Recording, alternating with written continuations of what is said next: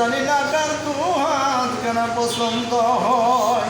সেই দু হাত কেনার উসিলায় আজকের মাহফিল ঈদে মিলাদুন্নবী সাল্লাল্লাহু আলাইহি ওয়াসাল্লামের উপলক্ষে আল্লাহ বরকতময়ে আমাদের সকলকেই তুমি মাফ করে দাও। তোমার দরবারে জানাই মাবুদ, জানি না মাওলা কোন দিন জানি মালাকুল মউত বুকের মধ্যে চাপ দিয়া বসে। আল্লাহ ওই নিদানের সময় আপন আপন বলতে পাশে কেউ রবে না। ওই কঠিন নিদানের সময় আপন মুর্শিদের চেহারা মোবারকখানি বসাইয়া দিও।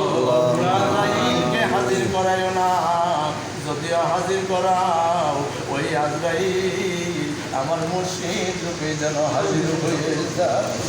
আল্লাহ যে ব্যক্তি মৃত্যুর সময় তার মুর্শিদকে দেখতে পাবে, তার রাসূলকে দেখতে পারবে, হাসতে হাসতে তিনি যেমন শিশু বাচ্চা মার কোলে দুধ খাইতে খাইতে ঘুমাইয়া যায়, ওরকম করে আমার সকলে জাকের ভাই জাকের বন্ধের ঘুম পাড়াইও।